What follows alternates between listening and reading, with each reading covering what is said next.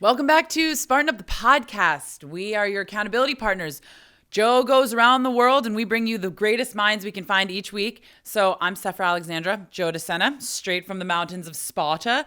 And we're here this week to meet with Ben Greenfield again. He's been on the podcast. He's a friend of the Spartan family. We've had him before. We had him on the farm in Vermont. I've been on his podcast. Somebody that we follow. He follows us. He comes out to the races. But I had heard, I didn't know if it was true or not, that he ripped his kids out of school. Brilliant. Yeah, he wanted to get them out of the traditional system and give them something new. And since we're writing a parenting book, I had to learn more. Who better to learn from? And Ben Greenfield's super well known for all his biohacking. He's like one of the foremost authorities on health and nutrition and like the deep science behind it. So I'm excited to hear what he has to say and see what new things we can apply. But stay till the end because we are going to accentuate and highlight the important points. Now, as far as biohacking goes, you know what my idea of biohacking is, right? Yeah, rocks. This is biohacking. Ancient. This just came from Sparta. This is the ancient stone, if you're listening. It's an ancient kettlebell. So although Ben's going to talk about some really cool, fun things to do, let's grab a fucking rock. This episode of Spartan Up is brought to you by True Form Runner. Conquer your next race with the complete training solution from Spartan and True Form. The Spartan True Form Trainer will redefine your running, improve your form, and reduce injury. Find out more at trueformrunner.com.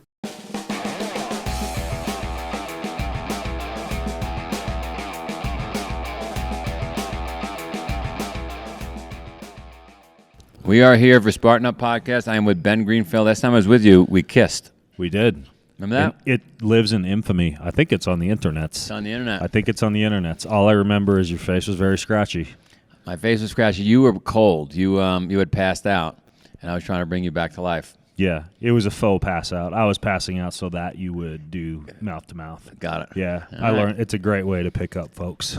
Bars, pool sides, just play dead.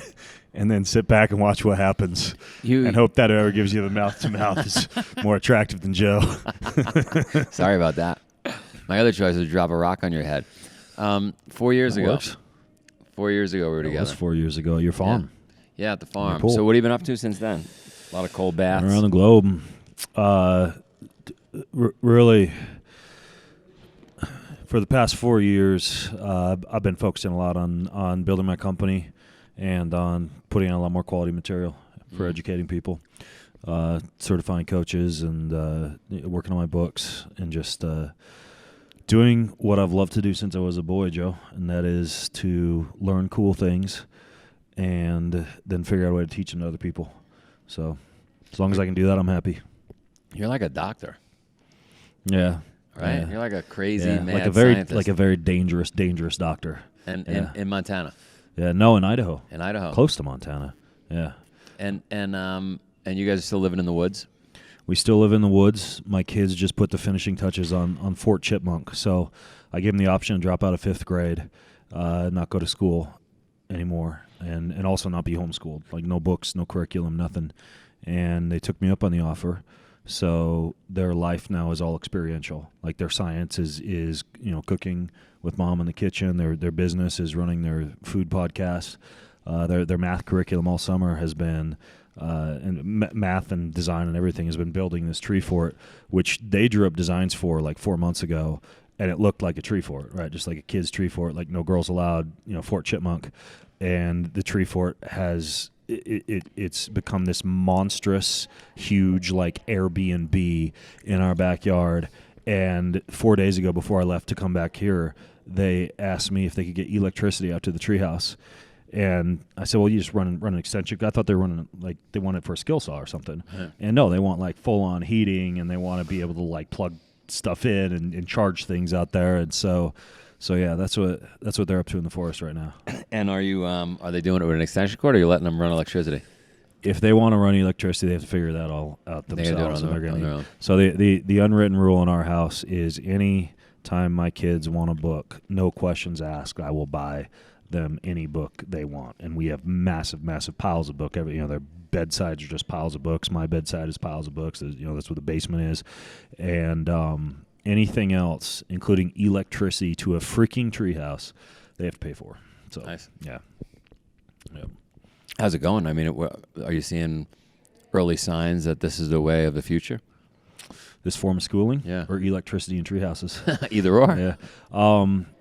Well, Yuval Noah Harari wrote in his recent book, 21 Lessons for the 21st Century, that in an era of automation, of AI, of robots, of the trucking industry being disrupted, and and a lot of other industries, like medicine, for example, being disrupted, the worker of the future needs to be able to pivot fast.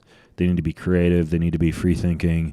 They need to be resilient. They need to not be the type of factory worker that our current educational system evolved to create, right? The agricultural revolution needed farmers, needed factory workers, needed people who could put square pegs in square holes.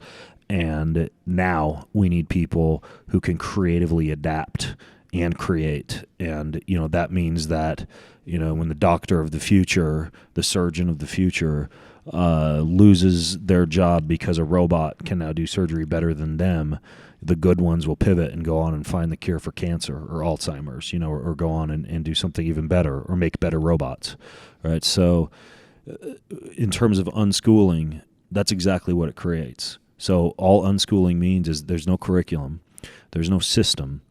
You identify with your children what their passions are. Whether that's drones or robots or tree houses or cooking or architecture or anything else. And then your role as a parent or as a teacher is to surround that child with as many things that support that passion as possible. Books, games, contractors, tutors, teachers, local camps and clinics. And then you just step back and let creative, free play emerge. And I'm incredibly happy right now. I mean, everybody asks me, the kids roll out of bed and go downstairs and watch movies or play video games and just spend their day in unproductive activities.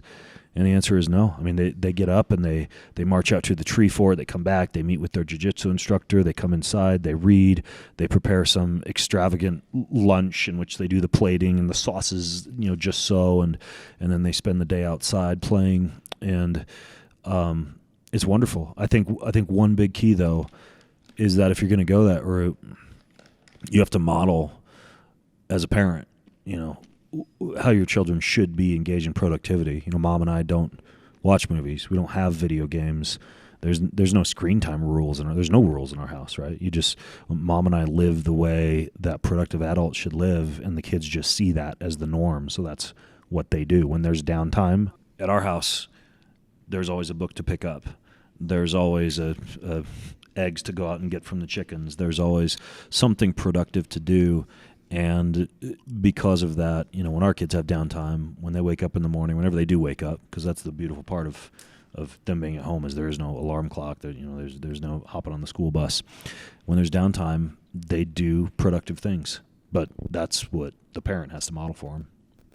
And are other friends listening or watching this and thinking, we should do this? Their friends are pretty jealous. Their friends doing homework till 7 p.m. are pretty jealous. Yeah. So it's a cool life. It's the life I wished I'd led when I was a child. I was homeschooled, but I still had, the traditional gather with the books around the kitchen table with mom homeschooling. Right. It wasn't necessarily, I'm interested in rattlesnakes. So my parents telling me, all right, next 3 months, just go play with rattlesnakes, go find snakes, read about snakes, go to the library, find books on snakes, go hiking, here's a gun with some snake shot in it, whatever. So yeah, it's good, and their peers seem to like what my kids are doing. And are the kids missing school? No. Nothing. No, they're they not. Don't say, hey. No. Their one concern, and this was a concern they brought up a few times when I told them, and they thought about it for a week when I told them they had the option to go back to school, was that they would miss their friends. They still have their friends from school over, and they have all their, the kids they roll with jiu-jitsu in. They have, all the different sports they're in. They teach a local cooking class to kids in the local community. Like, they're plugged into kids almost every day. So they're not barefoot and dirty out in the forest. And I love it. And not learning how to look people in the eye. How old are they now? 11. 11. Yeah. And you're gonna have more kids, or that's it? It's not off the table, but It's a decision. Mom and I are actually. It's funny you should ask. We're kind of in the midst of chatting about that right now. Working on that. Nice. Yeah, we're thinking about it. All right, so that's the kids. How's mom enjoying all this? It's good. Yeah? Yeah, she likes it. I want my wife to be a queen. That's my dream for my wife is for her just to be the royal matriarch of the home who wakes up and does what she wants to do. Yeah. And I'm trying to create an environment for that, gradually adding more handy people around the house to do the things that nice. I don't want her to be doing. And, she gets to spend most of the day with the boys. And that's the wonderful, wonderful life. So that's she's awesome. doing well. Yeah. And you're traveling a ton? What are you doing? I'm traveling a ton. I'm home 2 days in September. A lot of planes, a lot of hotel rooms, a lot of speaking, and a lot of teaching, and a little bit of competition here and there. But I think sometimes, I don't know if you get this, you kind of get guilt tripped by the 9-to-5ers who are at home with their families every single day. And I really think that traditionally, men especially, not the stereotype, but we've been out slaying dragons, going to battle, disappearing for months, coming back, being with the family for a while. I actually think about that a lot. That's what we did. Right, exactly. And now we have like this expectation that we're supposed to like put on a tie, go to work at 9, have breakfast with the kids, kiss the wife, come back. Yeah. But that's not the life that I've been blessed with. I've got a different path right now. But I tell you what, when I'm home, I'm home. Yeah. I'm present. I'm at home. People ask me what the good restaurants are in Spokane, or I don't know. Like, I don't leave my house when I'm at home. I'm just there, feet up, hanging out with the family. And then when I leave, I pretty much freaking leave. Like, I batch, whatever. If I got to go to LA and San Francisco and Texas, like, I'm not coming home in between those. Like, it's just go, go, go. Then you come home. Yeah. So, no, I'm the same way. Yeah. I'm with you. And I think if my wife heard this, she'd want to be a queen too. So now. Yeah. Sorry, all you guys out there whose ladies listen to this. So, and what about the nutrition front? What do you got going on? I mean, every time I run into you, you've got some new angle on nutrition. What's the latest? Latest on nutrition, and actually just biohacking in general. I mean, you're still taking the cold baths. I think, I don't think cold baths are biohacking. That's a good point. It's ancestral living. Yeah. I mean, same thing with like whatever, putting like superfoods in your smoothie or butter in your coffee or whatever. That's cooking, right? It's not biohacking. The original biohackers, they called themselves grinders, and they called their bodies wetware, and then everything they install in their bodies, like the hardware. The people putting magnetic implants in their ears to hear better, or like chips in their fingers to be able to telepathically communicate. Like that's a biohack. That's actual, the guys who injected chlorophyll into their eyeballs to give them night vision, like that's full-on biohacking. But in the realm of nutrition, let's say like nutrition and supplementation, I think one cool emerging field in medicine and health and supplementation in general is this idea behind peptides, these little amino acid sequences. And there's certain labs around the country now that can create amino acid sequences that travel directly to the cell that they're supposed to travel to. So you want to kill a parasite, you inject the peptide LL37. You want to feel like you have a cup of coffee in your brain for 12 hours in a row. You smear on the topical peptide dihexa. You need to knock out knee inflammation fast. You inject the peptide BPC 157, and it's as though they've figured out how to create things that travel just directly to do what they're supposed to do. No gastric absorption, no capsules, nothing like that. And I think that's where we're going to see a lot of medicine and health going. Just being able to tweak things with extreme customization. Do you remember the Jetsons? Yeah. It's funny, right? The writer of that show was so smart, right? Because that's where we're going. Yeah.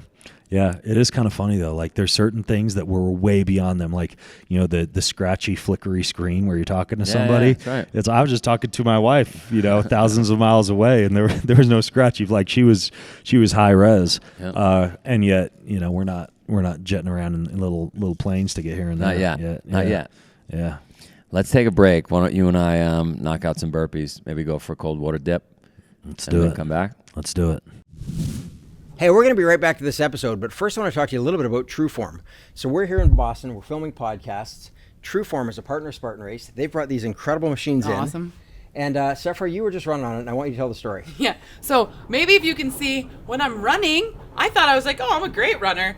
Turns out, like, my hips go like this, and people always made fun of me for waddling. I never quite understood it. But in 2 seconds of being up on this thing, the founder came over to me and he's like, hey, lift your legs up. And then all of a sudden, my hips are in place. So these machines allow for such a quick diagnosis of how you're running, and that's going to like help with my alignment and I'm sure with a lot of things. So it's awesome. And that's really what we want to ask yourself. Why am I buying a treadmill? You know, some people buy a treadmill just to bang it out.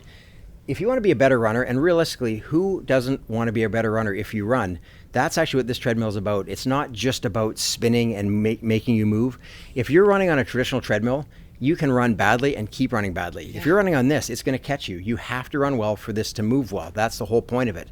Anyway, Trueform has an incredible promotion they have going on right now.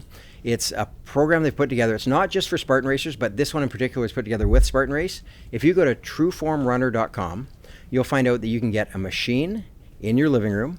You can get a training program. You can get a gait analysis to tell you what you're doing right and wrong. And you even get a free Spartan race for it, all for a very low monthly fee. Trueformrunner.com. Honestly, it's going to make you a better runner. All right, let's get back to this episode. Joe's eating cashews. All right. Cashews are amazing. Do you know cashews are very good for your uterine lining? I did not know cashews were good for uterine lining. I'm just making stuff up now. All right. Well, what about lectins? Lectins. Yeah, there's a whole book, that Plant Paradox book by Stephen Gundry. And there's a lot of other chatter about this idea that plants have these natural built-in defense mechanisms that they evolved to ensure that mammals would poop them out, so they could grow their seed elsewhere. Therefore, when we eat those plants that have those built-in plant defense mechanisms, whether it's the alkaloids and nightshades like Tom Brady is championing right now, or like Stephen Gundry's idea that we should not consume legumes or seeds of tomatoes or bread because of the lectins and the phytic acids, or even like the large gluten molecules. The reasoning is that we are protecting our bodies. There are two flaws with that line of reasoning. Flaw A being that humans are smarter than plants. We can deactivate built-in plant defense mechanisms. So in the same way, I bow hunt, right? There's no way in hell that I would sit up on a tree branch with a knife in my mouth waiting for the deer to walk under me and drop down onto those giant swords coming out of its head and its cloven hooves and try and wrestle it to the ground. And then should I kill it in that manner, just sink my teeth into its hide and start eating it, right? I have to shoot it. I have to practice my shooting. I have to get a vital shot. I have to take it home. I have to field dress it. I have to skin it. I have to then cook it to make sure I'm not getting bacteria or worms. So there's a lot that goes into eating an animal. And in the same way, you cannot just go to Costco and buy a bag of quinoa and take it home and cook it according to the package instructions. Like in South America, they rinse the saponins off. Often they'll soak the quinoa overnight, leave it in a glass mason jar, and you can watch the quinoa sprout and activate all the amino acids and the fatty acids. You can do the same thing by pressure cooking potatoes or rice. You can do the same thing by choosing bread that's like a slow fermented sourdough bread that pre-digests the gluten, rather than eating bread that's been prepared just in a very non-ancestral way. So it's this idea of learning, and most people don't want to do this. Most people are lazy, right? They just want to dump the quinoa into the pot and cook it or eat their bread. But if you learn how to deactivate the plant defense mechanisms by soaking and sprouting and fermenting and doing what our ancestors did for thousands of years, then plant defense mechanisms aren't an issue.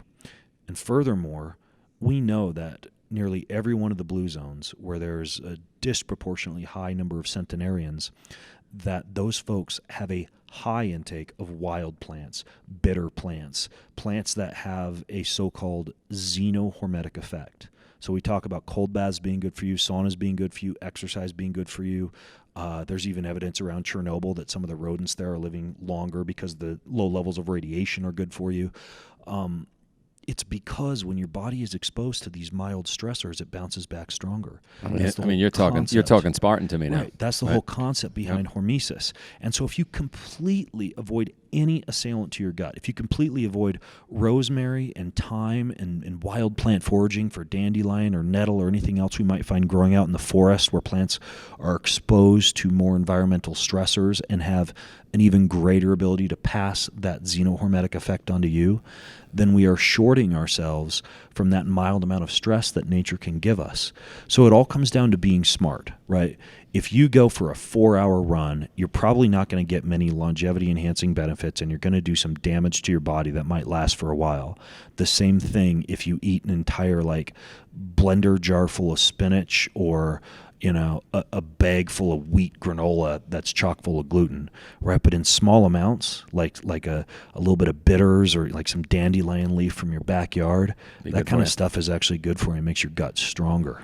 I think that makes perfect sense. All right, so I'm back to eating my cashews. You're back to eating your cashews, yep. I was worried about the lectins. Yep. But all right, so the perfect day. What time do you wake up? I wake up when I wake up. Okay. Unless I got to catch a flight. Usually it's about 6. All right, so you're up at 6. Yep. And I'm talking to the audience too. Yeah. Like what the ideal day for them is. So you're up at 6, whoever you are. What do you do?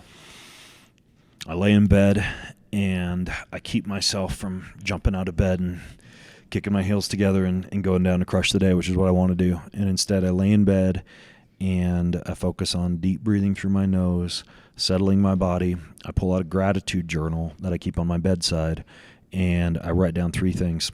At the top of my gratitude journal is always some inspiring verse from scripture or inspirational quote. And I read that, and then I write down one thing that really leapt out to me from what I just read. And then I write down one thing I'm grateful for, and then I write down one person who I can pray for or help or serve that day. So that's every morning. I start with gratefulness, truth, and some kind of service to somebody. And then I get out of bed. And you haven't even peed yet? Nope. Then I get up and pee, put a little coconut oil in my mouth, do some oil pulling, clean out the bacteria, freshen my breath, and then I head downstairs. I get the coffee going, and while the hot water's brewing or the coffee's going, I devote 15 minutes to me. It's all self-love time. I get out the foam roller, the lacrosse balls, like all the body tissue devices, anything that's sore, anything that feels like it needs to get opened up, any stretches that need to be done. Those 15 minutes I carve out just it gives me physical momentum going into the day. It means that if at the drop of a hat I want to go play a tennis match or do burpees or whatever, my body's just ready for the day. And I figure, every week I'm getting, even if I don't get a massage, I'm getting 75 minutes of self-inflicted deep tissue work by carving out those 15 minutes. I like it. And so now it's 6:30. Yep. Now what? You got your coffee brewed? Yep. Drink my coffee and I read while I drink my coffee. So I go downstairs to my office and I have all these special lights. They're called photobiomodulation lights, and I flip those on. They simulate like a sunrise.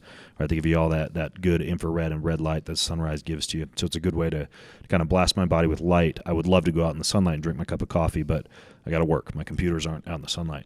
So get on the computer and I spend those 20 minutes while I'm drinking my coffee just going through research, reading. No emails, no text messages, nothing. Usually it's just a bunch of different, I subscribe to all these different research journals, and I'm going through the research for the day in nutrition and science and fitness. So I always start with that, and then it takes me about 15, 20 minutes to drink my coffee and to get through all that. And then you've read the research. You taking notes? What do you taking notes? What I do is I write down, kind of like I write down my truth for the morning when I first wake up out of bed. I'll write down one sentence that's like the takeaway sentence from that journal, and then that goes off to my team. And I just keep this huge running journal of all the research, and every week I send everything to my team, and then they turn that into tweets, Facebook articles, Instagram posts. So I'm constantly a source of good research for people. But that's those 20 minutes every morning. So again, it's little things that stack, right? So that's 140 minutes each week of just reading research and turning it into little bite-sized sentences for people. I like it. All right, you're done with your research, you're done with your coffee. Take a dump, and then after that, I do typically, if I'm looking forward into the day, and I know by the end of the day I'll have a lot of decision-making fatigue, cognitive fatigue, and not want to crush it with a workout, I eat the frog then, right? Like I do the hard thing that I know I'm not going to have the willpower to do at the end of the day. If my day is set up. What percentage of days do you eat the frog in the morning? About 20%. Got it. So because I try to structure my day because your grip strength peaks, your testosterone peaks, your your body temp peaks, your post-workout protein synthesis, ability to repair muscle peaks in the evening, early or the early evening, late afternoon-ish. So if you're gonna do a hard workout and you have the luxury of time to be able to do it then, save it for then, because you're gonna get more out of it. And furthermore, I eat a pretty kind of like regular diet for breakfast and lunch, but dinner's often the social meal when the family's gathered around, and we'll have a little bit of red wine. A lot of times I'll have some dark chocolate after dinner. My wife's lovely sourdough bread, and whatever meal that we typically gather around and create as a family.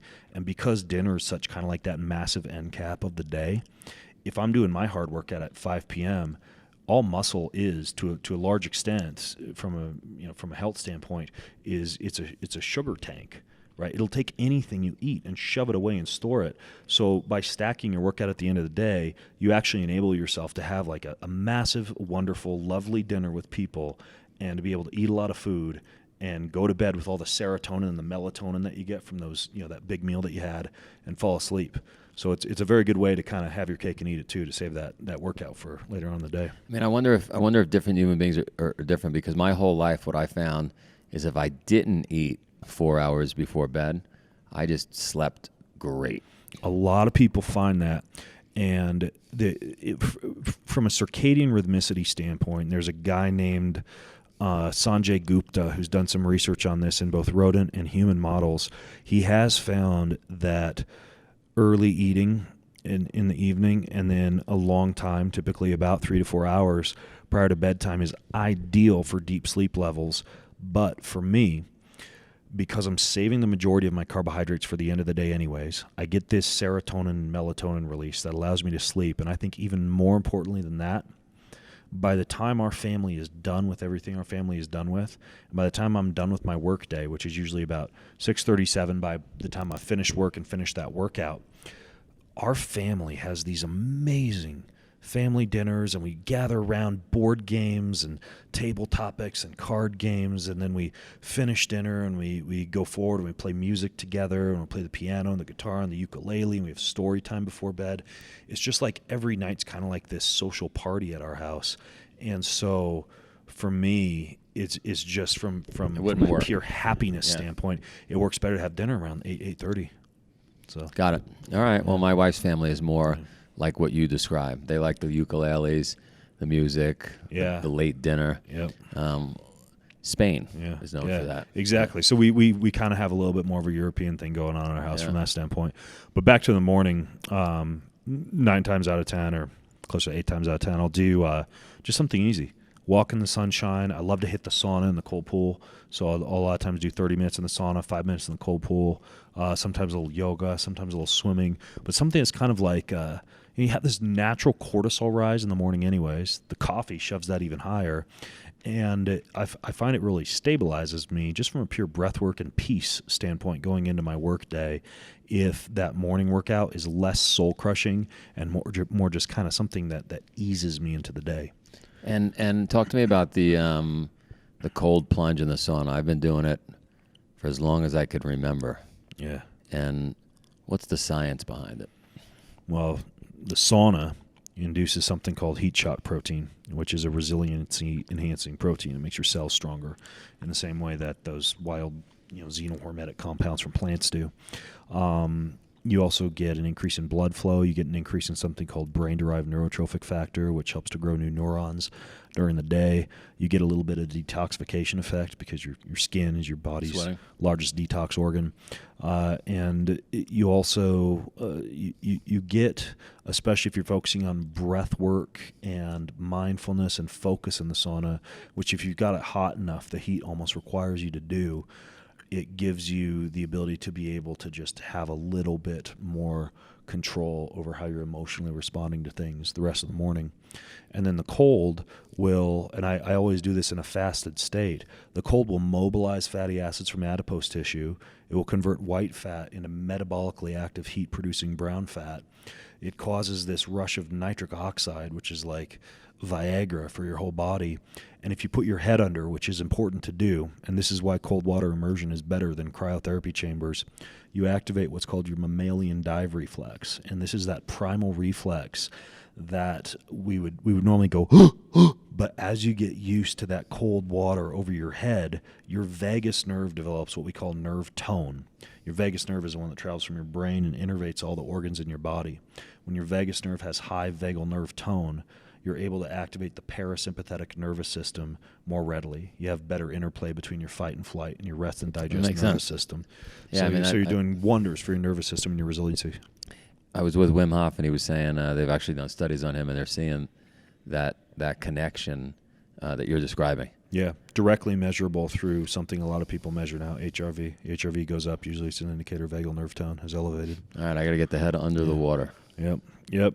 And then finish that up. I make a quick smoothie. Typically, I'm eating my smoothie while I am going through the morning emails, putting out any fires, just making sure there's nothing super important to take care of before I delve into what I and of course Cal Newport coined this term, you get into the deep work.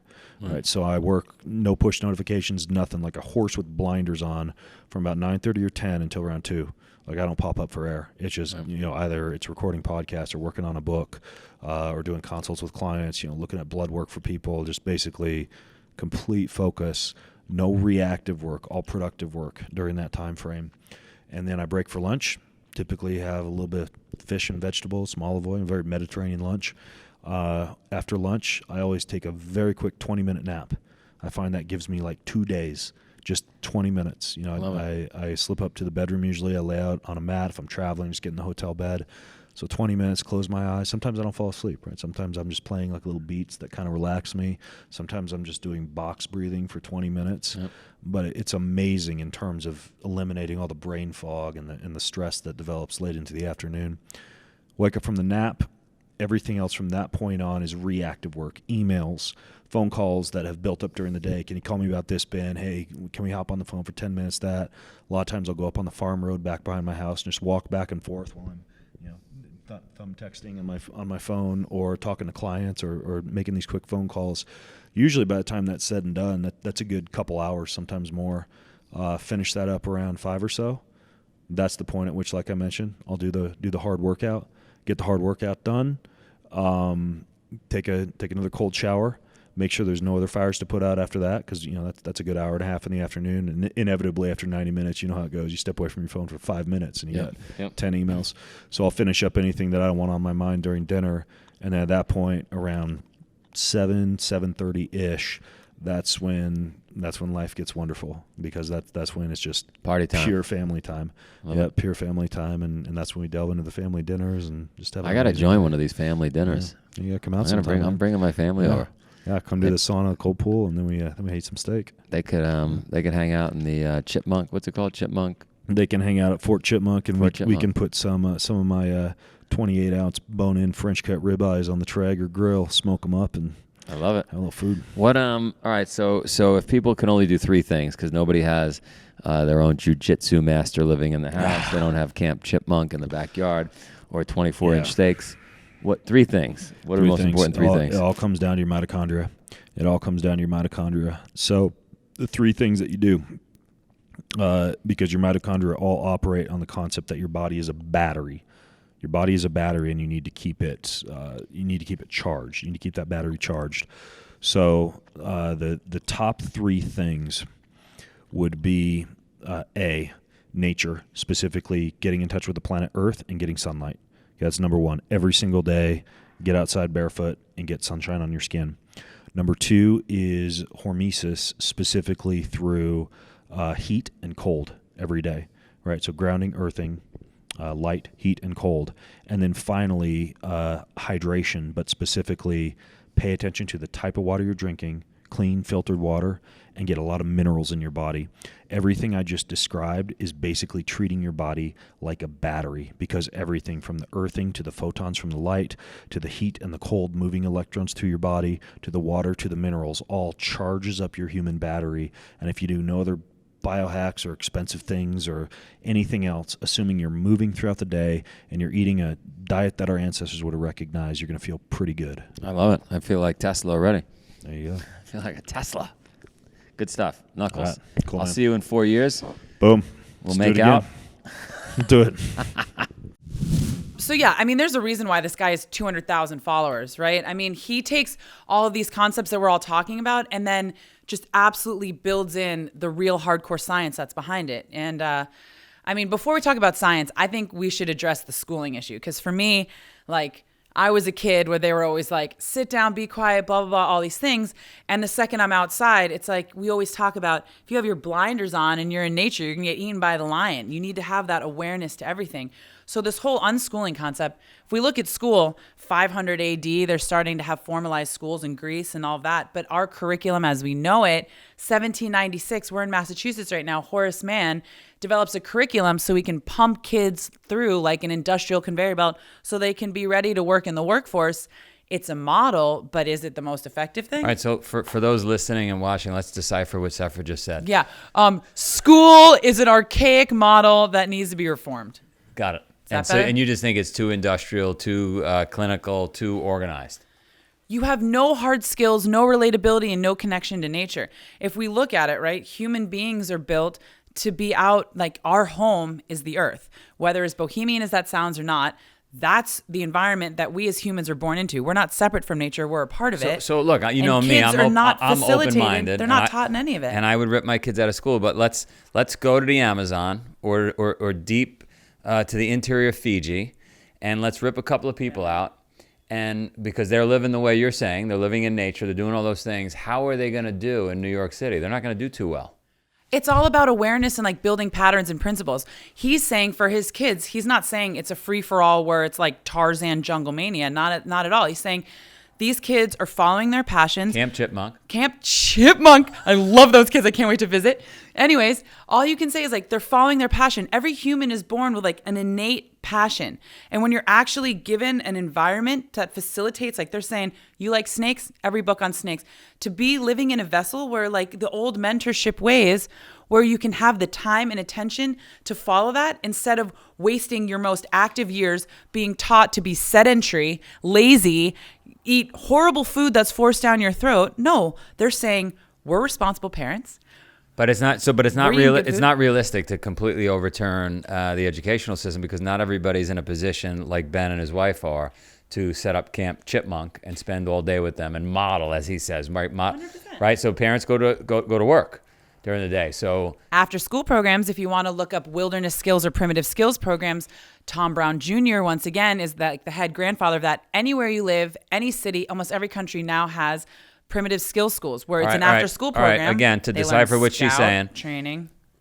If you're out there and you're listening and you're watching, you could check out Tom Brown, his school. You can go to Outward Bound, right? You could enroll the kids in Boy Scouts or Girl Scouts. I mean, a lot of those things are expensive, and you want to know what? But what I'm saying is there's like after-school programs now all over where these kids can go. They learn tracking, they learn foraging, they learn shelter building, and more than just like the skills in nature, you learn that you can rely on yourself in any environment, and it builds up a skill set that fortifies you in confidence. And I mean, your kids go out with Steve Lulick, who, like, when I see what those kids learn, they're helping each other. They're learning how to survive. They're learning to not panic. They're learning to be proactive. Like, it goes beyond just being like, you can live in the city and do these same skills. It's awareness. Let's switch gears. Mitochondria. We're a battery. You're a battery. What do batteries need, Joe? Sunlight, earth. You know what they need? They need minerals. You know what they need? They need minerals. They need rocks. They need rocks. For those listening out there, I am carrying the first ever kettlebell we just dug out. Don't say anything to anybody. We just dug it out of the historic site in Sparta. Historic preservation is coming after you. This is an 800 BC kettlebell. It's so beautiful. Yeah. I mean, that's what you think about, right? I mean, and the thing is, all right, so let's talk about lifting rocks is good. There's no barrier to entry for that. No one can say, I don't have a gym. I don't have a thing. Go find a rock. Bare feet in the grass. Cold water. Sunlight, cold water. How many times on this podcast do people talk about cold water, Joe? Yeah. No, what we did at our house, we just shut the heater off. We That's save a great money. idea. Courtney loves it, yeah. You hear a good scream every morning before school, which is great. That's music to Joe's ears. Everybody in the house is screaming. It's like a musical every morning. It is. But on a serious note, my mom was into this in the 70s with the cold showers, and it really does jumpstart the battery. Yeah, the vagus nerve. So here, thank you, Ben, for giving the science behind it. Wim Hof talks about the same sort of things. Gets rid of depression, gets rid of inflammation and pain, makes you lose weight. So like if you don't even want to go to the gym, you don't want to do all those things, Get in the fucking just cold get shower. in cold water and you're good. Your white fat turns All right, to here's what brown I fat. disagree. I disagree with one thing that Ben said. I'm not a big believer in eating late at night. Now I know socially, like he plays the banjo, he's playing music with his kids, and so they eat late, right? And it's a big fun moment for the family. But all the science I've seen, if you cut food off 4 hours before bed, you are sleeping much better. I mean, from everything I've heard, I agree with you. He must have some, peer-reviewed article. I think differently. he just likes wine, and it's a late night at the house. So I think it's tough. Well, we'll give it to him because he looks like looks good. he's chiseled from the same rocks of Sparta. He does. He does look good. Good job, Ben. His wife Jess and his 2 kids, super good people. Super truly. good. Catch you guys later. Hopefully this was helpful. Take a cold shower. This episode of Spartan Up is brought to you by True Form Runner. Conquer your next race with the complete training solution from Spartan and True Form. The Spartan True Form Trainer will redefine your running, improve your form, and reduce injury. Find out more at trueformrunner.com.